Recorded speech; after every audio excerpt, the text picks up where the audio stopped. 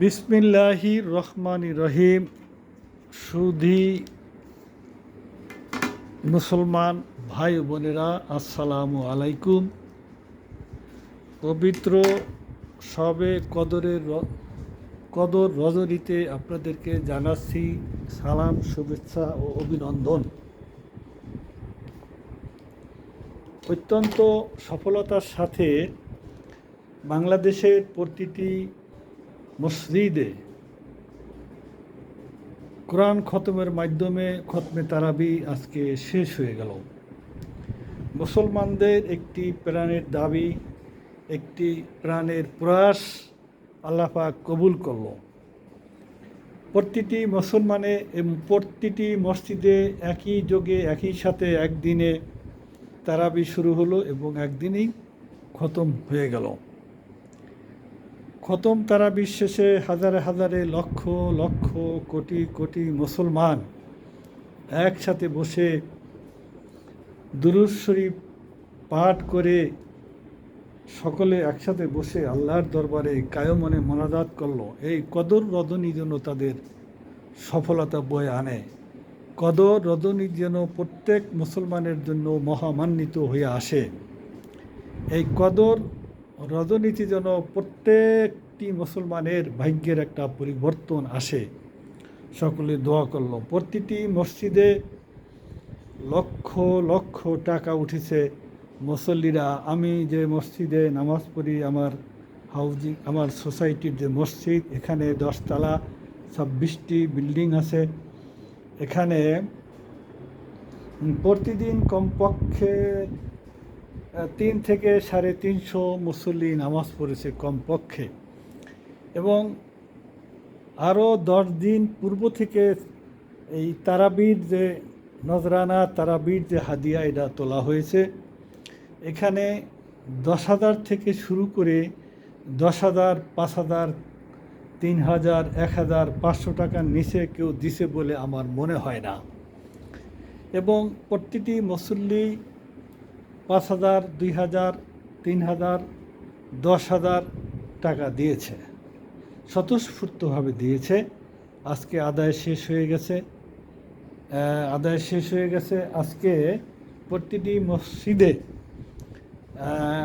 তারাবি উপলক্ষে কত টাকা হাদিয়া আদায় হলো এবং হাফেজদের মধ্যে কত টাকা বন্টন করা হলো এবং দারওয়ানদেরকে কি দেওয়া হলো এবং ইমাম, মুয়াজ্জিন এবং খাদেমকে কি দেওয়া হলো, এইটা ঘোষণা করা হয় বলে জানিয়ে দেওয়া হয়।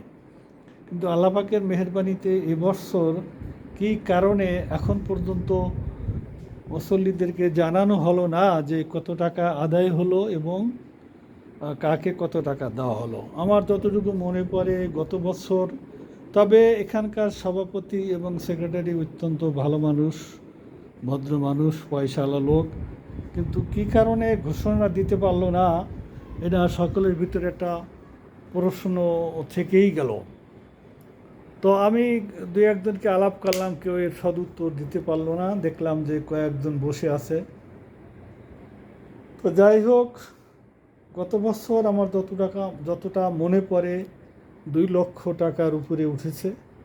সে 1 লক্ষ টাকা দেওয়া হয়েছে 2 জন হাফেজকে, আর বাকি টাকা ইমাম, রেশিও ইমামের পদমর্যাদা অনুযায়ী ইমাম, মুয়াজ্জিন, খাদেম এবং মূল গেটের দারওয়ানদেরকে দেওয়া হয়েছে। যাই হোক, এটা নিয়ে আমি আর কথা বলছি না। কদরের সম্পর্কে 2-1টি কথা বলতে চাচ্ছি। কদর মানে অত্যন্ত মর্যাদা সম্পন্ন, মোবারকপূর্ণ, বরকতপূর্ণ কদর, মর্যাদা সম্পূর্ণ, মহামান্বিত একটি রজনী। এটাকে আমরা ধরে নিতে পারি যে শবে বরাত, এটাকে আমরা ভাগ্যলিপি বলি। শবে বরাতে একটা রোজার সিগন্যাল দেওয়া হয়, মানুষ সতর্ক থাকে, রোজা রাখে, রোজার জন্য প্রস্তুত হয়, সিয়াম সাধনা করে এবং কদর রজনীতে প্রত্যেকের আমল নামায় তকদির এটাকে বন্টন করা হয়। এটা এতটুকু আমরা ধারণা করতে পারি। তানাজ্জালুল মালাইকাতু ওয়ার রূহ ফিহা বিইজনি রাব্বিহিম মিন কুল্লি আমরিন সালামুন হিয়া হাত্তা মাতলাইল ফজরে, ফজর হওয়া পর্যন্ত, শবে সাদেক হওয়া পর্যন্ত ফেরেশতারা এখানে আসে, সব কিছু অবলোকন করে দেখে। তো আজকে ধরে নেই যে প্রত্যেকের আমল নামায়, প্রত্যেকের এই কদর, রমজানের যে বরকত, খায়ের এবং তাকদীর আজকে নির্ধারণ করা হবে। তো আজকে আমরা জানি আল্লাহ পাক সকলকে ক্ষমা দিবে, কয়েক শ্রেণীর লোককে আল্লাহ পাক ক্ষমা করবেন না। তার মধ্যে রয়েছে হলো নাফরমান, কাফের, মুশরিক, পিতামাতার অবাধ্য সন্তান এবং এতিমের হক নষ্টকারী, পরের হক নষ্টকারী, এরকম 7 ব্যক্তিকে আরশ মহল্লায় আশ্রয় দিবে না এবং আজকে ক্ষমা করবে না। একটা ভিডিওতে আমি বলেছি যে আজকে আল্লাহ পাক সকলকে ক্ষমা করে দিবে, আজকে রেজাল্ট আউট হবে। আমি বলেছিলাম এসএসসি পরীক্ষার রেজাল্ট যেদিন আউট হবে, কোনো লোক যদি এক পেপার পরীক্ষা দিয়া যেদিন রেজাল্ট আউট হবে সেদিন এসে হাত পাতে, তা কি রেজাল্ট দেওয়া হবে? তাকে দেওয়া হবে না। এমনিভাবে সারা বছর যে রোজা নামাজ করে না, সে যদি কদর রজনীতে এসে আল্লাহর কাছে ক্ষমা চায়, আল্লাহ পাক ক্ষমা করতে পারে, কিন্তু তার যে সারা বছর রোজা নামাজ করলো না, সেই জন্য সে বড় একটা সুবিধা পাবে বলে তো ওটা মনে হওয়ার কথা না, যেহেতু সে ফুল কোর্স কমপ্লিট করে নাই।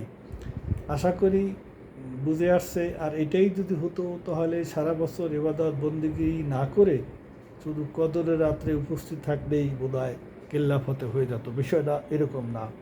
তা আশা করি এই রমজানের সিয়াম সাধনার মাধ্যমে আমাদের ভিতরে যে একটা অভ্যাস গড়ে তুলছে, যে আমরা আমাদের ভাষা ব্যবহারের যে একটা সংযত ভাব এসেছে, আমরা মানুষকে ঠকাই নাই, হিংসা বিদ্বেষ করি নাই, পরচর্চা করি নাই, চোখের পর্দা করেছি, জিহ্বার সংযত করেছি। এই অভ্যাসটার জন্য সারা বছরের জন্য, সারা জীবনের জন্য আমাদের থাকে, এই আশাবাদ ব্যক্ত করছি।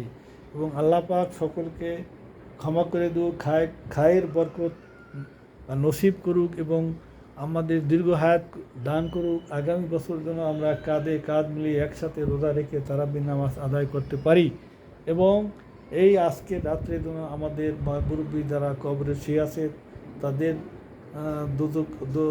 তাদের জান্নাতের দরজা বন্ধ হয়ে যাবে, তাদের জন্য জান্নাতের দরজা খোলা রাখে এবং তাদেরকে জন্য জান্নাতবাসী করে, নবীর শাফাত নসিব করে। পরবর্তী আপডেট দেখার অনুরোধ রেখে শেষ করছি। আসসালামু আলাইকুম ওয়া রাহমাতুল্লাহ।